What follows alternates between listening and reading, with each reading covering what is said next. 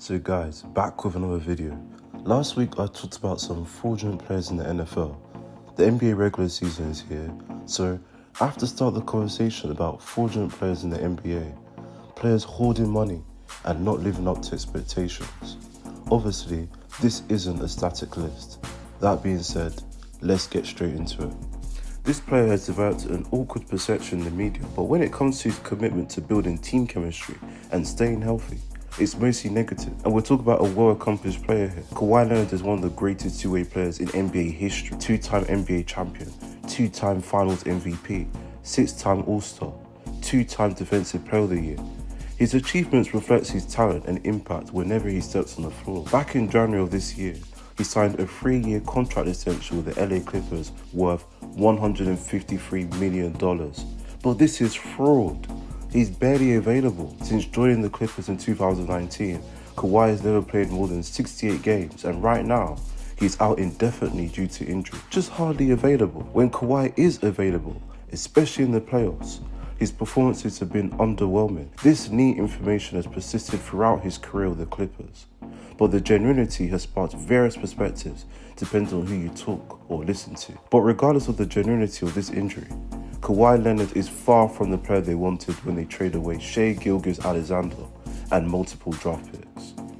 This player won an NBA championship with the Golden State Warriors and was a key piece in the playoffs that year, averaging 17 points per game over 22 games. He garnered a lot of attention and respect that year as the so-called third splash brother for his three-point shooting and offensive contributions. That same year, October 2022, he signed a $140 million 4-year extension with the Warriors.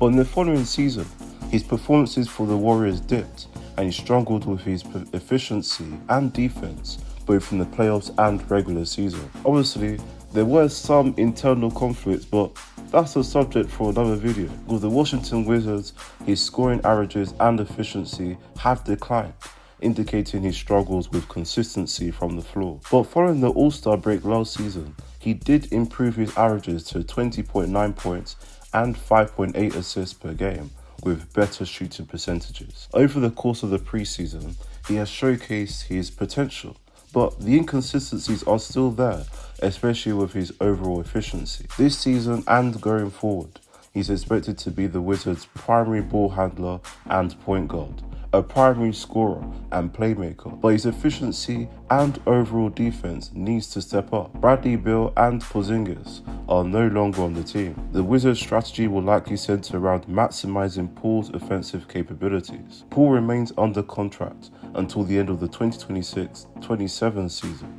But given his performances since 2022, Jordan Poole is another fraud in the NBA despite the ceiling of his potential.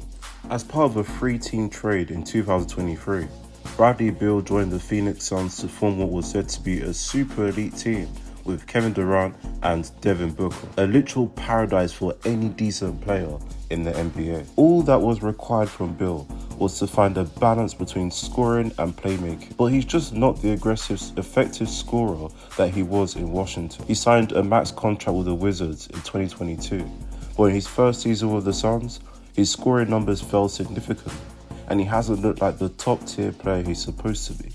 And whilst he was coming off an injury, it's largely due to his struggles with team chemistry. A 4-year max contract. People are calling this one of the worst contracts in the NBA. I get it, Beal is a highly regarded player in the league, but this is quite easily a fraud, especially if he fails to improve and reach the expectations of a maximum level player.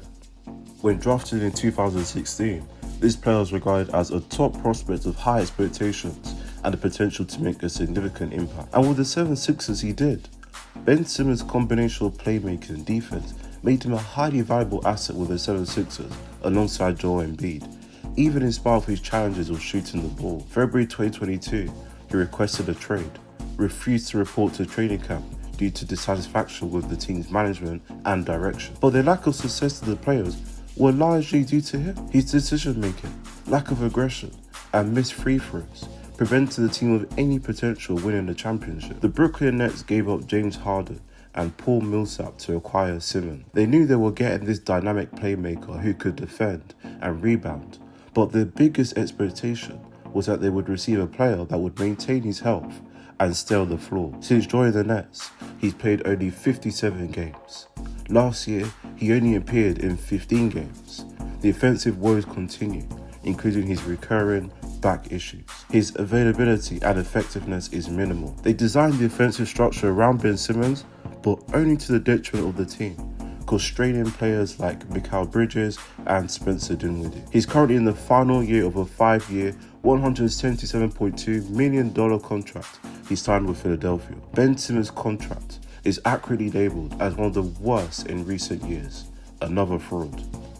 With the first overall pick in the 2018 draft, the Phoenix Suns passed up on Luka Doncic to select DeAndre Ayton. At the time, it made sense. He had impressive physical attributes: 7'1", 260 pounds, elite athleticism, scoring ability, and rebounding. He had the potential to become a franchise cornerstone. At least that's what the Suns hoped for. He's approaching year 7 in the NBA, and by far his best season was the 2021-22 season, where he averaged 17.9 points, 10.2 rebounds, and 1.4 assists, shooting 63.4% from the field. And he continued to display his two-way impact in the playoffs too. That solidified his status as one of the top centers in the league at that time. The summer of that season, he signed a 4-year, $133 million max contract deal with the Suns, the strongest expression of the team's commitment to retain him. But this deal came under some scrutiny and concerns about Ayton's performance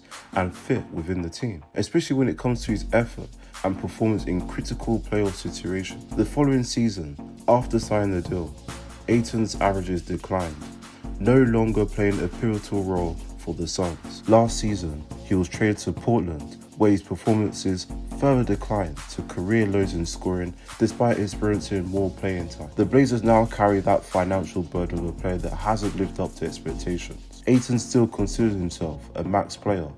Last January, he claimed he has nothing to prove. That statement alone makes me more worried about his stand in the league, as well as future contract negotiations.